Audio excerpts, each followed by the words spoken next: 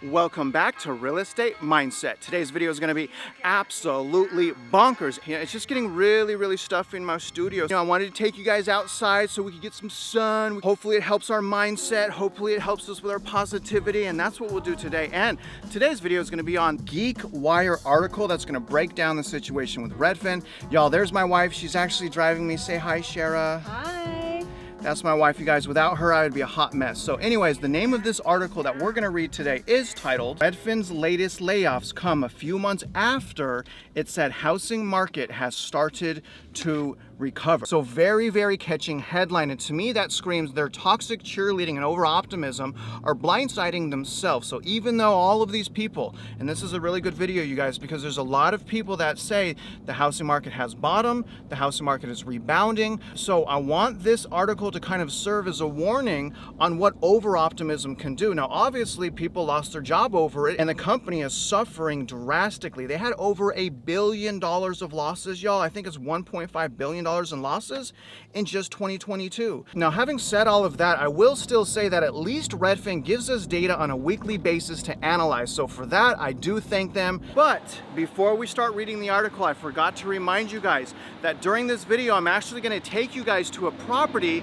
that I was strongly considering putting an offer in at. So as we go along in this video, I'm going to take you guys closer and closer to that property, and I'm going to tell you whether or not I'm going to decide to put an offer on the house or not put an offer on the house. But right now, you guys obviously have to get gas first, so we're getting gas and then we're going to go get some coffee. But let me read a little bit of this article right now, because again, over optimism, stay prepared, let the data find the deal, not your emotion. Now this article starts, after predicting that the sluggish housing market had started to rebound in January, Redfin this week blamed real estate market conditions as part of the reason for its latest round of layoffs. The Seattle real estate company downsized on Tuesday by 201 employees, or about an additional 4% of its workforce, making it actually the third round of cuts in less than 1 year. The layoffs come despite the company's declaration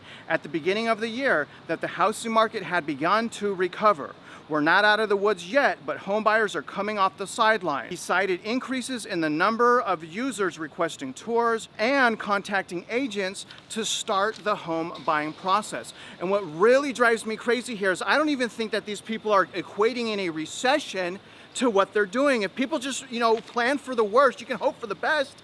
But if you plan for the worst, usually you're going to be in a much better situation. So what do we see here? And don't forget this, we see the results of over-optimism and toxic cheerleading. So what I'll be doing is I'm going to use the data to find the deal, and I'm going to check my emotions at the door, because I know that agents and professionals will take advantage of me if I show them my emotions. And I want you guys to know the property I'm going to show you, I have done significant amounts of research on that property. I have done a rent range, I have done a value range, a market analysis on all those things, and it is pretty much greatly under market value. I can get the house to cash flow, but I did want to tell you guys, yeah, I have done all of the data and I'm not just buying.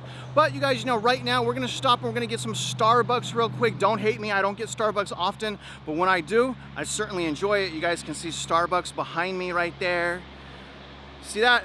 That's a Starbucks right there. But anyways, I'm gonna get a white mocha. Sometimes what I get is a mocha made with Blvd. Saying that out loud, I kind of feel like a fool. But either way, you guys, let me go back into this article right now. Redfin CEO Glenn Kelman said during the company's first quarter earnings that tour scheduling, a leading indicator of market trends, was on the rise. Tour requests experienced a year-over-year decline of 40% in November, whereas January and February, the decline was around 20%.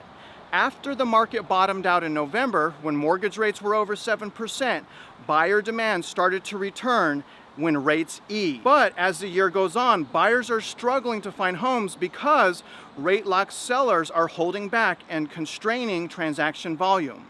At that time, we also acknowledged then that we weren't out of the woods yet and the market was still touch and go. We stand by that and continue to track and report on the market weekly. Here's the thing, okay? People talking about it's recovering, people talk about it's recovering. We're still in quantitative tightening and the Federal Reserve is still raising interest rates. So it's fair to say that what's going on right now as far as the tightening up and the unaffordability is even worse than it was last year. So how could anyone possibly say we're at the bottom of the market and it's rebounding? What's not seasonality is the crashing going around all over the place. It's the massive red flags everywhere. And again, personally, you guys, I blame companies like this and realtors for doing a horrible job on warning people, trying to help people be cautious. There's so many people that are so worried about their income and profiting that they forget to be a human being. But the thing is, guys, I'm a human being with empathy, which is why we stopped at Walmart. Shara went out to go grab some stuff. You guys see that right now? So this Walmart has not closed down yet. You guys know that Walmarts are closing down stores and they're laying off a whole bunch of people, but that's Walmart right there, so it's still in business. But either way, you guys, I understand the struggle, I understand the emotions, I'm a real person. It's a little easier for me being that I've already lost everything to foreclosure, repo, and bankruptcy, being that I was over-optimistic in my youth, and it took 9 years of hell and depression for me to finally get over it and rebound to the person I am today. So just wanted to give you guys that backstory as I'm walking up to Walmart right here. I hope I don't get kicked out. I'm pretty sure that it's okay to film in a public parking lot, right? But, you know, not a lot of cars in the parking lot here at Walmart, as you guys can see.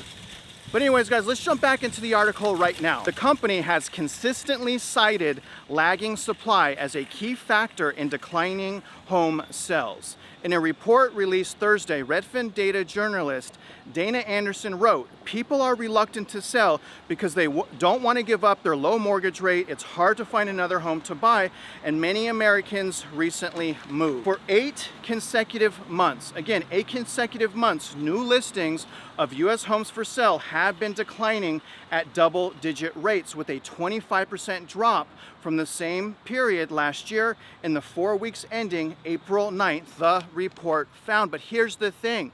Inventory this time of year is usually low. Now, usually in March we have a tick up. This year we had a slight tick down. But here's the thing, you guys, and I put my money where my mouth is.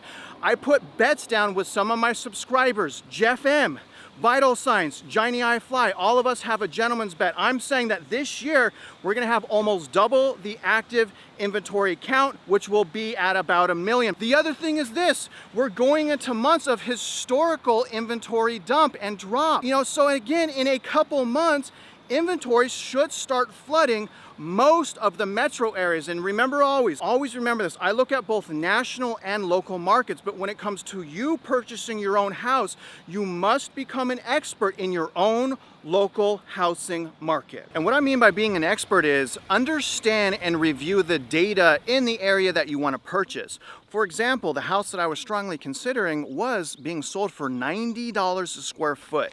And if you guys have been traveling along with me, you know that $90 a square foot is super low. But I've also done enough research to know that the home has also been listed, that I'm interested in, has been listed since the beginning of July of last year. So these people are really, really desperate, you guys. And I'm gonna go into why or why not I'm gonna purchase the house. The house is actually right there. That's the house right there. Y'all see it? That's the house right there. And you guys, I've lost a lot of sleep over that house because honestly, I really don't want to rent. Moving forward into 2023 and 2024, we have to be especially careful not to get trapped in renting, especially if things continue to get unaffordable, which I'm saying it is going to continue to get unaffordable for probably another year and a half. And that's when we're going to have the foreclosure crisis happen. And honestly, I also believe that another possibility is we've already have a drastic crash in most prices. I think it's also possible that we will continue to have this price crashing, but at a more moderate, you know, maybe like 5% a year until the foreclosure crisis rears its head up, and then we'll have an additional price decline, and that's when rental amounts will possibly go up. But regardless, you know, we don't want to get stuck renting. My channel is about ownership and also about being cautious, using the data to understand. But either way, guys, let's jump back on the article and finish it up. Redfin said last year that it expected the market in 2023 to contract 30% in 2021 during its third quarter earnings announcement. That expectation has not changed, as the company believes that sales could remain sluggish well into 2024. Other forecasters have reported conflicting prediction for home values in 2023. Zillow economists, Zillow and Redfin has, in my opinion, lost pretty much all of their credibility. But let's keep reading. Zillow economists predict a 0.5 increase in home prices between January 2023 and January 2024. Meanwhile, economists at Moody Analytics expect prices to drop 4.2% between December 2022 and December 2023. So, just by those numbers, you guys, we already know that the housing market is starting to fall apart. Normal equity growth is about 5% a year. It usually, again, normally, obviously different markets do different things. And that really closely tracks wage and income growth. Those are really, really important fundamentals to match. And generally when things don't match fundamentals, they fall apart. And that's exactly what happened in our housing market.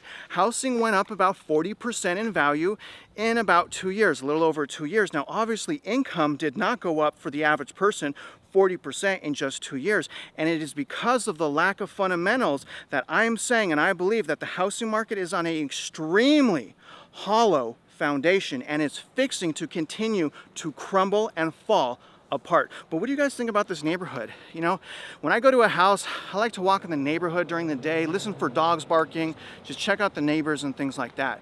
And I think you guys should do the same thing. If I'm gonna live here for 30 years, I wanna make sure the neighbors are nice. But either way, guys, let's finish out the video.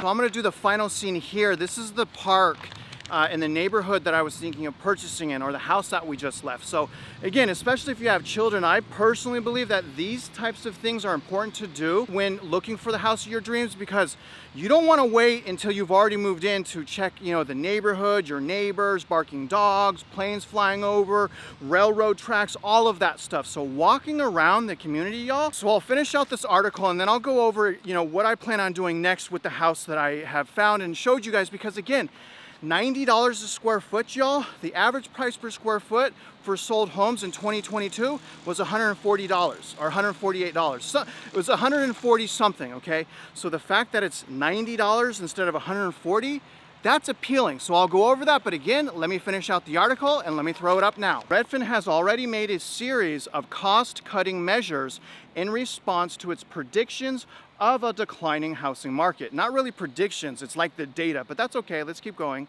The company said last November that it would wind down its home flipping program, Redfin Now, and eliminate 862 positions, or 13% of its workforce. That came after an 8% workforce reduction last June. Redfin revenue fell 25% in the fourth quarter. The company also reported a net loss of $61.9 million compared to $27 million in the year ago quarter. So that's what, over a double up? That's over a double up in net loss. That's crazy that these companies are even in business with losing so much money. Housing market conditions have not been uniform in various geographies. Some local markets are performing even weaker than national numbers, leaving excess staffing in those areas. That being said, there are more markets that are doing better than the national numbers, but we need to staff appropriately and respond to economic conditions. Now the thing is, guys, I'd argue they needed to do that, well in advance so they wouldn't be drowning in debt. I mean, any company that's losing millions and millions and that loss is getting even bigger and even worse, usually that's a sign of bad things to come. So there's no question that Redfin is unraveling. So, in conclusion, the property I just showed you, here's the thing, it's greatly under market value, probably about 15 to 20%. The other thing is this, it's drastically overbuilt as far as the size of the house for the community. So the square footage of that house is actually 3,600 square feet. So that's good. Now the second thing I did is I wanted to see if I could cash flow, because I don't look at that as a house of my dreams. I'm looking at it as a house to kind of step up versus renting. Because if I can find a house right now, some junky house right now that I can buy versus rent and then wait a year and then buy my dream house, I'll do that. But here's the situation. This house is 3,700 square feet. I can cash flow putting 10% down and paying all the PMI up front. The situation is this. In order for me to bring that house up to code or up to what the other rental properties are renting for, I would probably have to put in $40,000 to $50,000 because it's a big house. It's 3,600 square feet. So a lot of me wants to do that versus renting because I don't want to rent anymore. But the problem is this: if I put 10% down and throw in another $40,000 to $50,000 in that house, then I'm greatly reducing my liquidity that will prevent me from being a strong buyer in the future. So as a result of that, as a result of the additional money it would take to fix up, I'm gonna pass. And that, you guys, topped with the fact that it is an overbuilt house for that area, I'm gonna walk away. Even though I can get it to cash flow, even though I can afford it, even though I qualify.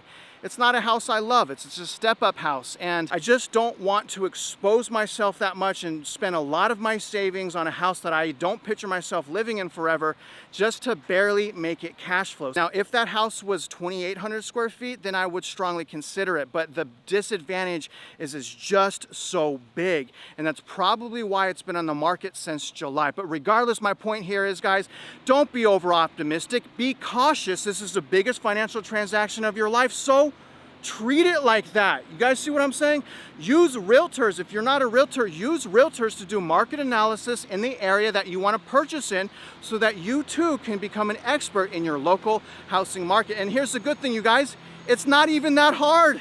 You just need to compare the data. So don't get lazy, get out there and start accessing data so that you can be empowered. Now, other than that, you guys, I really appreciate you following along with me. Let me know if you want me to do morning videos like this outside in the shining sun, crisp air. Let me know if you guys like these videos. And other than that, if you're out there investing in real estate, you know I wish you luck and I hope you win.